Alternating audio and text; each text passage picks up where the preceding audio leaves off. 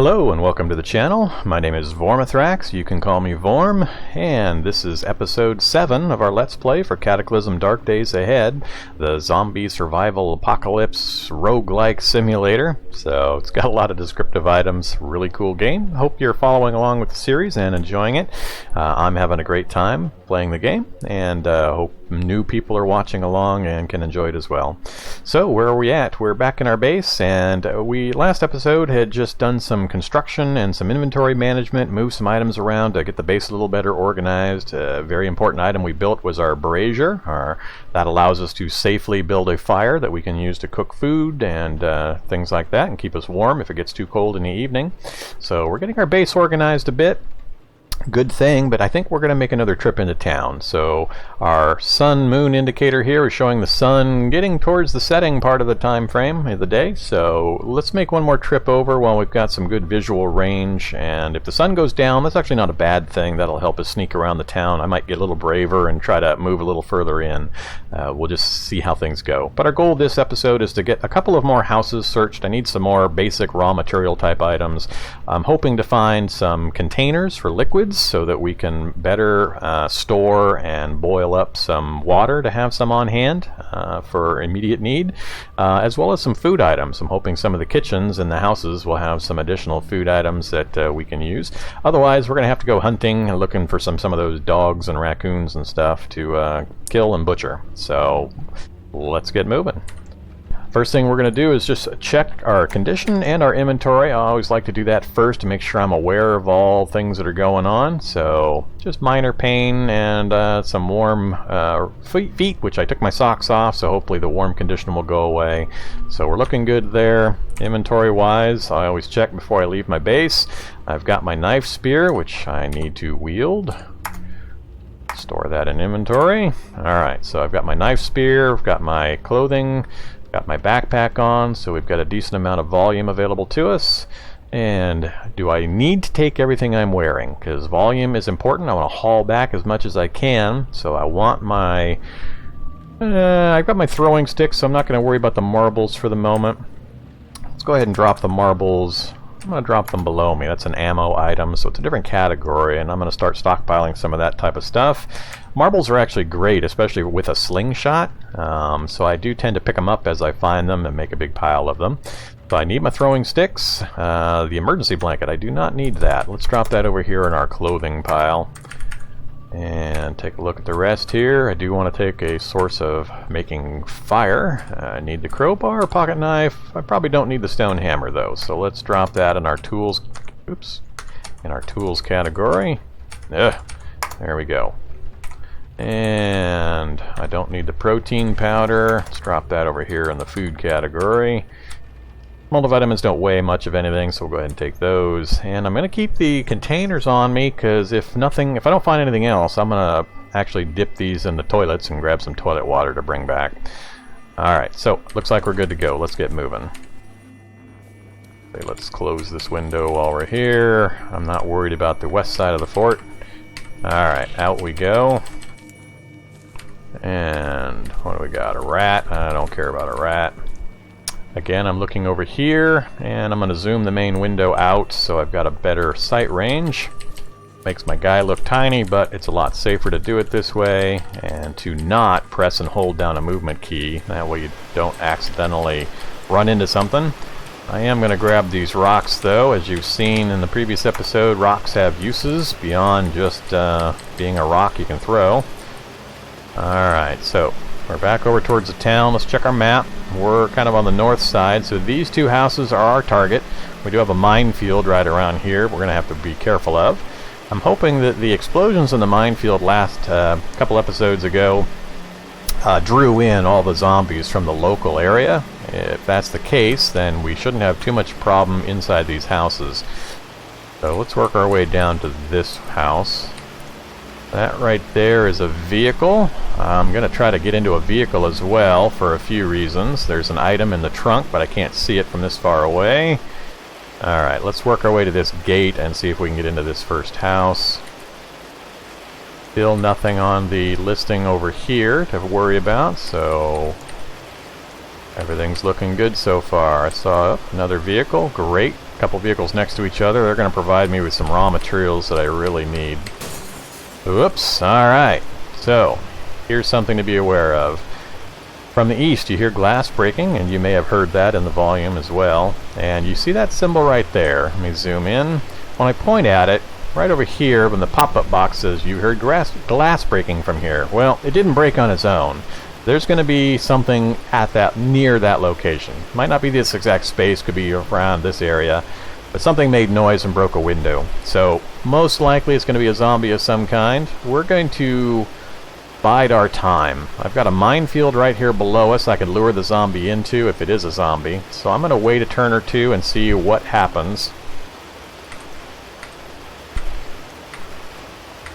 Nothing so far. Oh, there it is. Alright, so a fat zombie. Stumbling as it moves, this corpse of an overweight human regards its surroundings with an empty black gaze.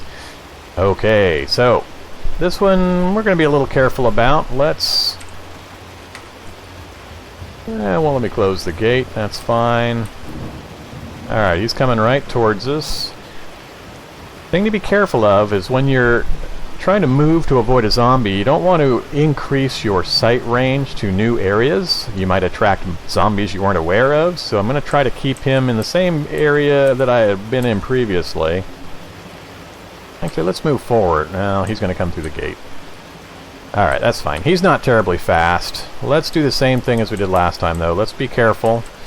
And let's move up. Try to get him to move onto this bush. Alright. Work your way north, zombie. Alright, I want him to get on... Oh, he's tricky. There we go. Now I'm going to hit F to use my spear to do the reach attack. We hit him for 9 damage. Again, you can see the combat effects right here.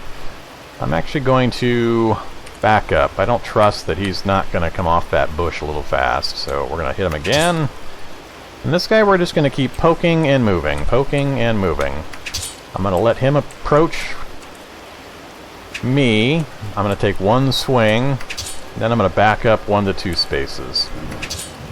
See, that's what I want to avoid. I don't want him to be able to move into me and swing.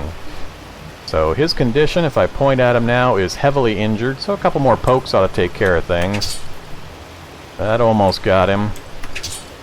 And probably one more. He's severely injured, not near death yet, so we're getting, whoops, a little far away, but we'll kind of work our way back north again, work back this direction.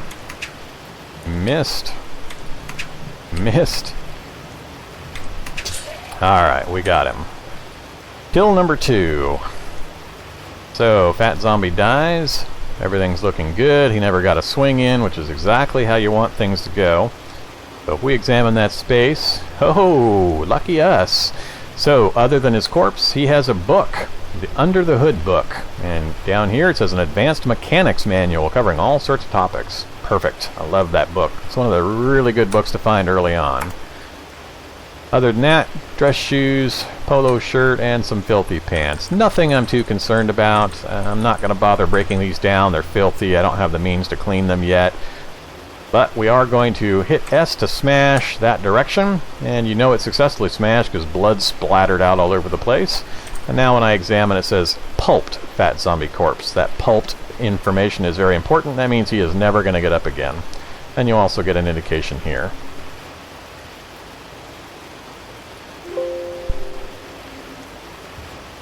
Alright, so now that we've got him taken care of,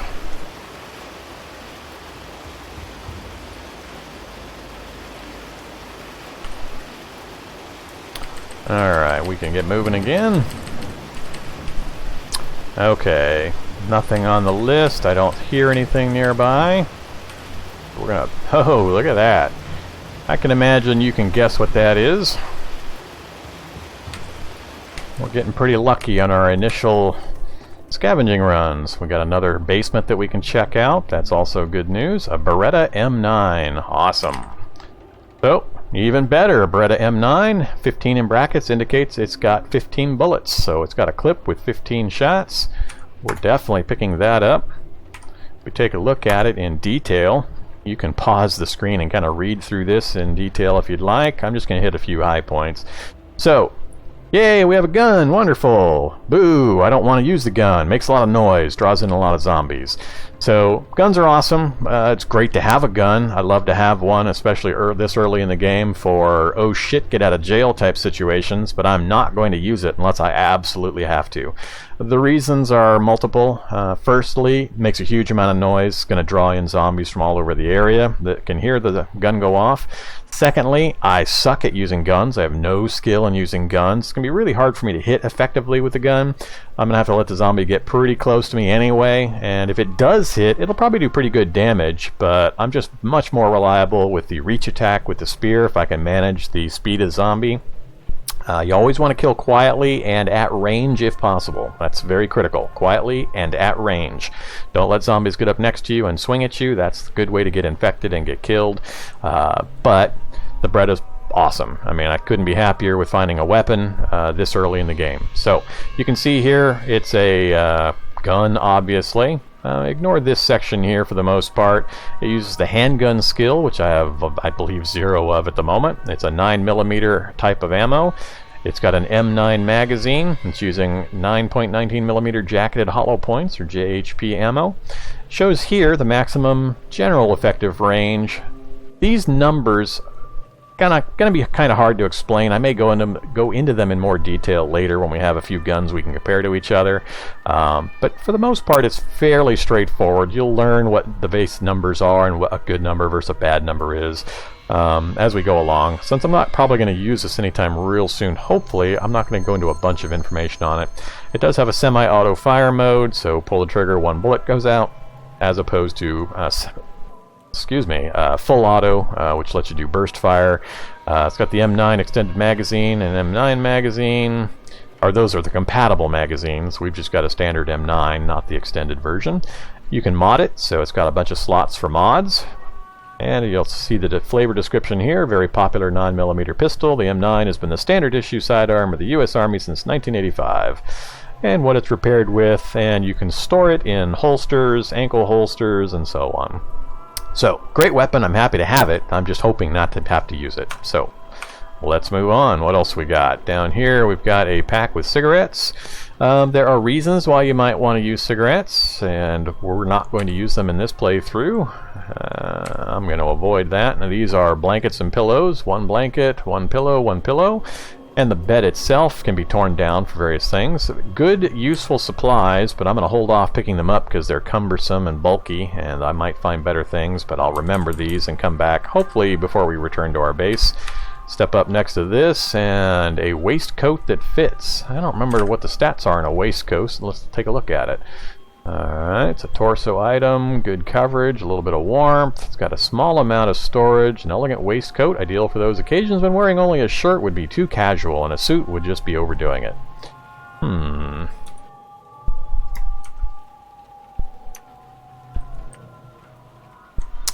Another thing interface-wise to note, I had mentioned, I think, in one of my first videos, the various keys you have to use to move around the menus. Here's another one. This has a scroll bar to it showing that there's more info down below. Well, how do you move that? Well, the up and down arrow keys are actually controlling this, not this screen. The way you can move this up and down is the page up, page down key. So if I hit page down a few times, page up, page down, you can move these types of scrollable windows up and down to see the additional data. So yet another interface thing to be aware of. Made me crazy trying to find that when I first started playing the game. Alright, waistcoat, interesting. We may pick it up if we've got some space, but let's take a look around the rest of the house. As I did last time, I'm going to close windows as I go, so people or monsters don't peek in and see me. I'm going to leave the basement for last. Let's take a look through the rest of the house. Alright. Whoa! Zombie alert! Alright, it's a regular zombie.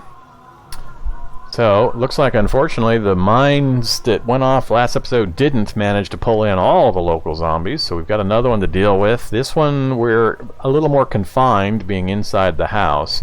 If I do Shift V and then hit Tab to switch it over, he has not spotted me yet. So the reason for that is it's very dark where we're at, and he doesn't have the sight range. He can only see in the area right around here. Now if I lit up a light of some kind, or if light came through and hit me, if I opened a window for example, he would be able to spot me and come at me. But so far he hasn't seen me. So if I don't draw attention to myself, he's not going to come near me. Let's take a look around. Let's look at the items. We've got a food dehydrator, another good utility find. Tin can of beans, a frying pan to go with our pot, that's a good thing. Aluminum can of grape drink, some dehydrated fruit, and a book of tall tales that I don't care about. So, a couple items that are decent. And a dusk mask has uses as well against certain kinds of zombies and environments especially.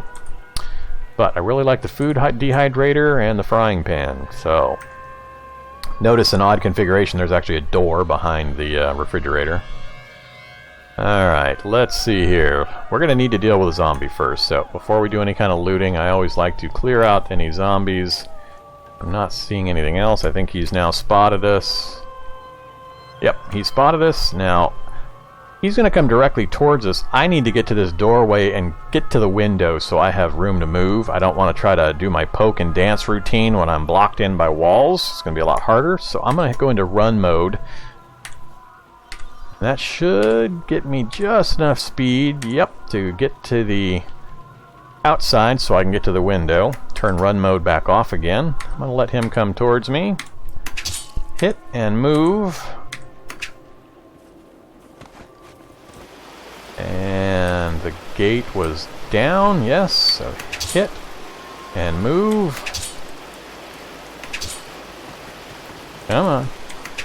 I'm trying to build up. Notice this guy's faster than the fat zombie, so it's taking a little more effort to maintain that range to make sure he doesn't get a swing in at me. Turn run mode back off again. Take a look at the corpse. A pair of heels, a skinny tie, and denim shorts. Don't care about any of that. I'm going to just smash that. Now, you may notice I butchered some zombies once, and I'm smashing them now. There's a reason to butcher zombies early, in that if you do that and you have low survival skill, the butchering action will actually increase your survival skill. I took survival as a beginning skill, so I don't think butchering is going to raise my skill above the 2 that it's already at. So that's why I'm just smashing instead of butchering. Alright, let's move back into the house. I didn't see or hear any other zombies, but now we know that they're lurking, so we're going to be a little more deliberate in our movement. So we're good to go that direction. Let's go down and close these windows.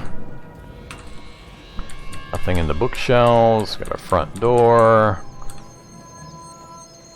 Nothing showing up over here, so we're safe to close these. Alright, so similar setup to the first house we went into. Nothing there. Alright. So there is some kind of room on the back side of these things, so we can step onto the sink. We can't step onto the refrigerator or the oven, but we can do it here. And the bathroom. Alright. So what do we got? We got some bandages. Cool. Always good to have. Let's close that window. Toilet we can drink out of again. It's the only thing in that location. Nothing at the bathtub, so we're going to work our way back out of here.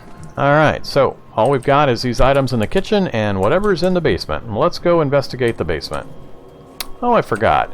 When windows are broken, you always want to check this pile and always pick up the long strings. Sheets break down into rags and then break down into threads, which are very useful. You're going to need lots of them eventually, but they're pretty bulky.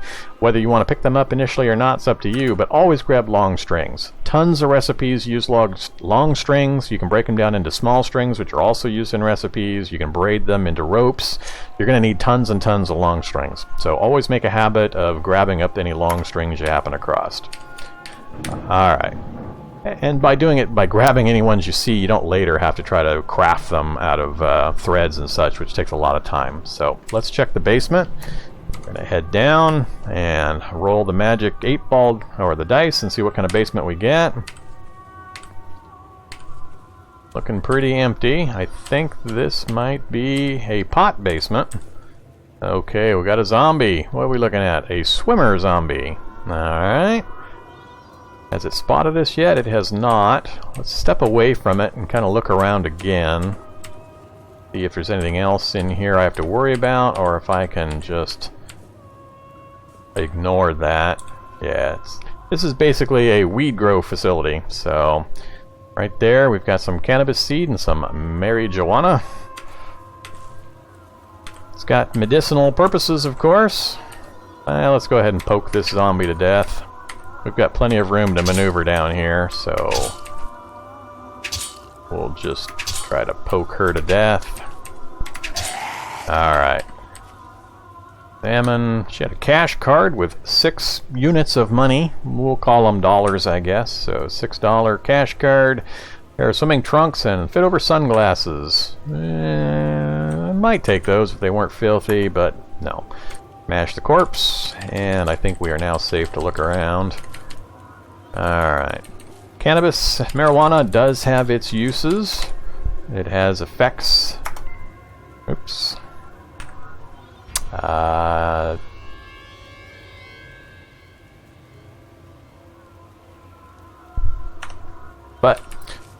We took a trait. Pretty sure we took a trait. Yeah, addictive personality. So I'm going to stay away from that kind of thing. We're not going to be using meth or marijuana, or we're going to try to avoid alcohol and so on, because it's bad for us. We have an addiction to it, and the negative consequences of going into withdrawal and such can be pretty severe. So the basement was essentially useless to us. So let's take a look and grab the things from the household that we need. We want the aluminum can of drink. We want to grab the frying pan. We're going to go ahead and grab the beans and the food dehydrator with 100 charges. That's great. And we'll grab the dehydrated fruit. And we're going to eat the dehydrated fruit. Gives us 16 nutrition. It's going to make us a little bit thirsty, but it's also going to make us a little happier, so that's fine. And that was enough to eliminate any negative effects that we had. Alright, let's go ahead and grab the dust mask while we're here. Raw materials. Do I want to smash anything to take raw materials back? I'm going to say no for now. We can always easily run back here if we need to. Let's get the other house checked out. So back out into the rain, move our window back out, and we got to be really careful to skirt around this minefield. We don't want to make the mistake of getting blown up. And I would really like to go down and smash those, but I'm not stepping out into the minefield. Alright, I'm trying to move into the door, and you'll notice here it is saying the door is locked. So, what we can do is examine the door. Hot diggity! By examining the door, it automatically tried to pry it with our crowbar. It did it successfully. From the east you hear a crunch, the door comes open. And we need to be careful. We now have spotted a giant wasp. If I hit V, it's way off to our northeast, 47 spaces, so he's not going to come after us. I'm not sure we can close these windows. Oh, we can. Cool. Let's get that done. Awesome. Alright, well this is really, really good news. Got a lot of good stuff in here. A little workshop area. A rain hood. Hey, let's put the rain hood on. We're going to wear the rain hood. Isn't that cute? Got our little yellow rubber rain hood. That will help keep our head dry and warm. What else we got? File, we're not going to worry about that. Pair of winter gloves and a book, Sushi Made Easy. So a simple text for aspiring sushi lover. This easy-to-read guide is filled with lots of helpful illustrations for everything from basic rice preparation to setting a proper Japanese table. Alright, so we're going to go ahead and take that. And the winter gloves. I think I already have winter gloves, but we can break that down into raw materials. Can of cream soda.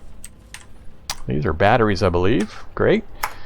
The game runs on, equipment-wise, electricity-wise, batteries for portable power, and it's not so much a battery, it's 100 units of battery power. You could separate it out into individual one battery pieces, or just pile it up into a large chunk of battery power. So it is modular. Let's keep looking around. We haven't explored this house. It's a pretty good sized house. Very different profile or land or format from the one we were at previously. Let's go here. That goes out to the car and the carport. Actually, I'm going to take a look at that in more detail here in a moment. Let's finish the interior. A war novel, don't care about.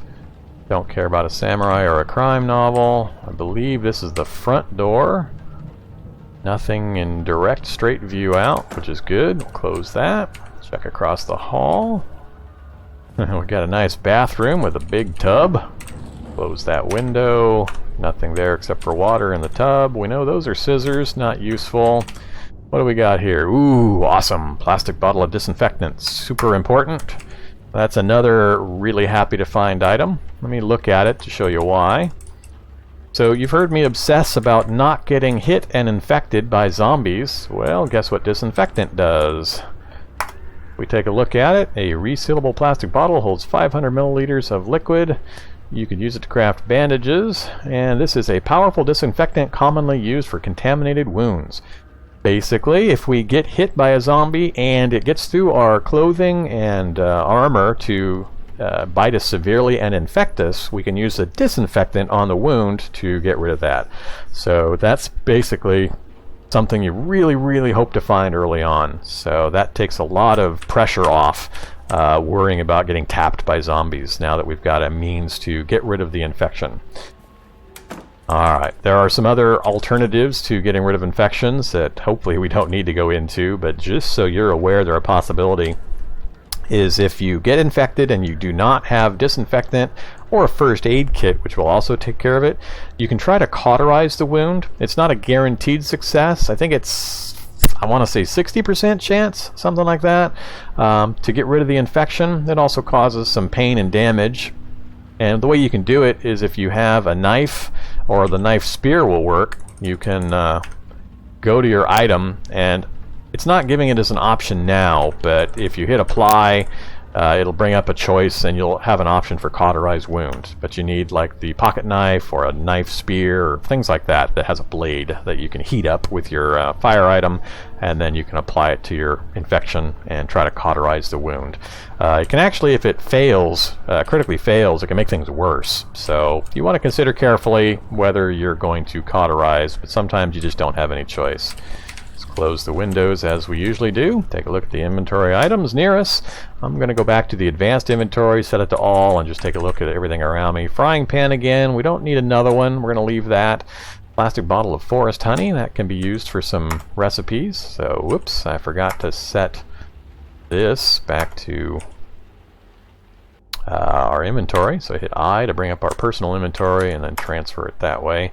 So frying pan and pot we're already covered, but we'll go ahead and take the zucchini. So didn't get as much useful out of this kitchen. Ugh, more windows. I hate windows. Alright, chewing gum. We'll go ahead and take some chewing gum and let's eat some chewing gum. Whoops, from the northwest you hear whump. That's not me making that noise. So northwest, I bet there's some kind of zombie in here who has heard me moving around and looting, and he's now bashing on this door. So, yep, he's whacking away at it. No idea what kind of zombie that might be. Pair of winter boots. Check our inventory, and yeah, we're wearing fitted winter boots, so we don't need those. We've got space. I'm going to go ahead and pick them up. We can disassemble them from raw materials, possibly.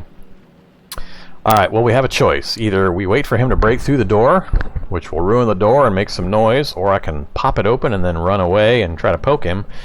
And I think that's what I'm going to do. We're going to open the door. Alright, shouldn't be a problem. A lightly injured zombie child. It was only a child, and little is different about it now aside from the hungry look in its eyes. You'd be hard-pressed to not feel like you were killing an actual child by putting it down. Alright, so that actually means that there is a game effect. There's a consequence. You're in the survival mode in the zombie apocalypse, but nobody likes killing kids. And if we do slay the zombie child, we're going to take a morale hit for a while. So, we have a couple of choices. I can ignore it. I can move away from it and try to lose it. I could lure it over into the minefield and let a mine take care of the problem for me. That way I wouldn't have caused the death of the child. No, not me. Or we can just poke it and take the morale hit. Now the morale hit can have consequences. I do hope to be crafting something soon, and the lower your morale and happiness values or focus is, the worse ability you have to earn experience while you're crafting. So there actually is a consequence to this choice. I do want to finish exploring this house, preferably before it gets too dark, and I'm going to take the morale hit. So I'm going to back away like I did before. Put the chair between me and the child. Oops, she moved around it. Smart kid. It won't take much to kill the child, so... that was a bad move on my part. You notice I moved here, she stepped up below me, and I moved here. I got very, very lucky that she didn't have enough action points to actually hit me while I moved next to her, so I should have planned that out better. I took a chance it wasn't necessary, but now I can move. Alright, so now we've got our space. Ah, she got a hit in. So the zombie child tries to claw at you, but fails to. So she swung but missed. Still, that was another not a good thing. I did better with the other zombies. Again, oh crap! Am I in the minefield? I am in the minefield. Well, now this is interesting. I am not going to move from this space. Kill the zombie. Rookie move, folks, rookie move. Forgot completely about the minefield, stepped right into it. Alright, we're going to pick up the bag of cookies, leave the rest, although I would love the cargo shorts. Smash the corpse, and we're going to try to walk back out of here and hope that I don't step on a mine. We're almost clear. Alright. Holy crap. Well, that got a little more exciting than it needed to. So, check our condition. She did tag us. We got a minor hit. So we're in a little bit of pain again. Not severely. She didn't infect us or anything. So, well, that was more excitement than I wanted from a zombie child. Alright. Let's tab over to this unhappy column. So, speed -1. Alright.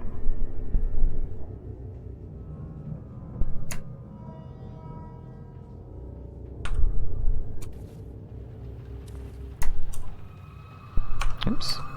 Alright. If I hit just the V key, it'll bring up a morale window, and you can see the effects of various statuses. So here it notes wet, because we've been out in the soaking rain without full weather gear protection. We got a -3 morale because of the wet status. We ate some dehydrated fruit and some chewing gum recently, which gave us a little bit of a positive. We're guilty about killing the kids, so another negative.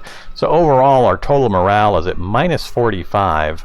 That is affecting our focus value, so we're only gaining a tiny amount of focus per minute of time that passes in the game. The focus is listed here. Basically, think of this as a percentage to experience that you earn. If I perform an action that is going to earn me experience of some kind, multiply that experience times this as a percentage. So if I'm going to earn 100 XP for an action, because my focus is only 34, I'm only going to get 34% of the experience. I'm only going to get 34 points instead of the full 100. So it's a huge factor when you're leveling up skills, especially when reading books for skill information or skill level ups. You want to have as high a focus as possible. Now, it does go above 100, so if you can push your focus up to 200%, for example, which is very hard to get it that high, but if you managed it, you would basically be getting double XP for any actions that you took that would earn experience. So managing your morale, which has the effect of either gaining you or slowing down your focus gain, is very important. So you want to avoid getting wet, you want to avoid killing kids, you want to avoid anything that's going to cause negative morale, you want to find ways of boosting your morale. So a lot of factors, like I've mentioned previously, go into the modeling of the game and the survival aspects, so important to consider that. So let's go ahead and keep looking around. This house has been a little more exciting than previous ones, so this must have been the kids' room. She broke one of the windows. Got a plastic bag of potato chips. We'll go ahead and grab those. Whoa, am I full up on inventory already? I am. I'm at 18.73. So, anything we want to drop? Not concerned about the chips or the talking doll. Talking dolls are entertaining in that they can be used to distract monsters. What do we got down here? Dress shirt and a polo shirt. Not worried about those for the moment. Briefcase. Briefcase has some storage value, but it's very, very bulky. It's got a high encumbrance. It covers an arm and a hand. Not generally worth it, in my opinion, to carry one around. So I'm going to leave the briefcase there and a blanket. So What are we gonna do? Let's finish looking around the house so we know it's in here. Got some general materials. We know what's in here. We haven't been in here yet. Oh, that's the bathroom. Yeah, we were in here earlier. I didn't think I'd close the door. Alright, last thing I'm going to look at here is we're going to go back outside. Take a look at that vehicle. We've never looked at a vehicle before. I'm going to give you a brief overview. So, the vehicle itself, when you point at it, if you look in the info window over here, you'll notice on the third gray line it says there is an SUV there. So that tells you what kind of a vehicle it is. And you'll see below that line there's various colored lines of information. So that's telling you that exact position you're pointing at in the vehicle has those components, and the color denotes the quality or condition of those items. So it's got a pretty heavily damaged battery, a lightly or moderately damaged alternator, a very, very heavily damaged quarter panel, and a very good condition V6 engine, 4.0 liter. As we move the cursor around, you'll see the various things that are in the location. So that's got a full condition frame and door, lightly conditioned or damaged frame, and so on. So there are a number of very useful things that we can do with a vehicle. Obviously, we want to find one that's in good condition. Hopefully it's got a charge in the battery and it's got some gas, and we can actually get in and drive it around. Useful for moving places quickly, running over zombies, all sorts of things. So another way to get more detail is we can examine the vehicle. If we hit the E key and then point at any piece of the vehicle, this brings up the vehicle window, and this is pretty complicated. I'm not going to go into it in huge detail right now, other than to show that this is a kind of a wireframe diagram of the vehicle, with the front of the vehicle always at the top. It's got a highlighted space currently right here. I believe it always starts in the driver's seat space, and you'll see here with that currently selected, these are the things in that location. Car horn completely damaged, security system completely damaged, or just destroyed basically, they're not even there. But the other things are in decent condition, decent shape. You use the arrow keys to move around the cursor within the vehicle diagram, and that's how you can highlight the various locations and see how things look. Common things to watch for condition of a vehicle is the tires, the engine, the battery, and then the driver's seat position items. So the front of the vehicle here has got the battery, alternator, and engine, all three critical for an operating vehicle. They're all three operationable. The car battery is a bit of a problem, and the alternator would have a problem charging. And you'll notice down here it shows there's only 1% of gas in the gas tank and no charge on the battery, so we wouldn't be able to get this vehicle started in its current condition. Lots of other information, various tabs and hotkeys you can run through. I'm not going to go into this for the moment. We'll get back to a vehicle later if I spot one that works. But for now, what we're actually going to do is go back into this list, and here at this position, the thing I'm actually interested in right now are the seat belts. What I can do is, up here you have a bunch of options, and you'll see the remove option is lit up and has the O listed. We're going to press O to remove. It's going to ask us what do we want to remove at the position we're in. I use the arrow key to move down to seat belt, and you'll see up here it says we need mechanics 1 and we need a tool with screw driving of 1 or more. Also, we need an additional requirement of either strength of 1 or a tool with a lifting of 1. So we meet everything except for the tool with screw driving. I need a screwdriver. I was hoping to be able to remove the seat belt. I forgot I needed the screwdriver. That's something we're going to have to deal with. As soon as I find a screwdriving tool, or a tool that has that ability, we'll be able to remove seat belts. So I'm going to back out of these screens with the escape key, and we are going to step into the vehicle. And we're going to examine that trunk space right here. We're going to say examine vehicle, whoops, sorry, we're going to say get items, and there's a crowbar. Well, great. It's a steel item, has 2 prying ability. It's a hefty prying tool. So we're going to go ahead and not take that. Let's actually look at something. So our makeshift crowbar has a 1 prying quality. So the crowbar in the car is going to be better. So let's drop our makeshift crowbar. And I'm not sure we're still going to have enough. Yep, we do. Cool. So basically, we got an improved version of our crowbar. Alright.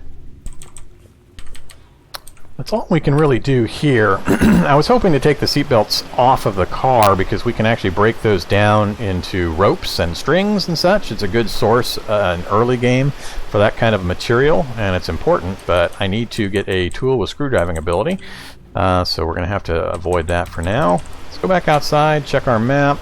We're full up on inventory, so let's actually head back to our base. Light is going to be getting scarce. We're almost to sundown here, as the little symbol right at the edge of the brackets is going to show. So this time I'm going to go around the minefield, zoom back out, and I'm going to go ahead and use the fast move option. Well, let's turn the safe mode back on and get moving. You may actually have noticed that, see how the shaded area has creeped in? That's because the sun is going down. As it gets darker and darker, the lit up area that I can see is going to continue to shrink until it's down to a very small area, and it'll have the gray texture, meaning that it's very dim. So safe mode is on, so we spotted the rat. Let's actually turn that back off. Not likely anything has crept into the area between us and our base in the time we've been gone. It's almost due north of us now. We'll head up that direction. What do we got here? I think that's just a flower with a rock in the space. Yeah. Do we have the weight? We do. We'll go ahead and pick the rock up. Alright. You can see our mini-map down here. There's our building, so we can just move diagonally that way. And we are back home. We'll close the door. Alright, let's take a quick look at our inventory. I'm just going to do some quick inventory management. Say to drop, diagonal down. We'll drop the strings. I'm going to keep the batteries for the moment. Alright. I'm going to move up here and drop into our food pile all this random food and drink that we brought back with us. I'm going to keep the gum in my inventory, but the rest of this we'll go ahead and drop in place. Alright, we're going to drop into our clothing pile the rest of these materials. And drop in our tools pile, the food dehydrator, frying pan, and that's it. Actually, rocks are considered tools as well, but we'll drop those into our raw material pile. Alright, how we doing? 6 volume out of 18.9, that's pretty good. We're going to make a pile right next to the computer. We're going to put our book collection right there. I put it next to the computer because I have to be standing next to the computer in order to read the books. Alright, check our inventory again.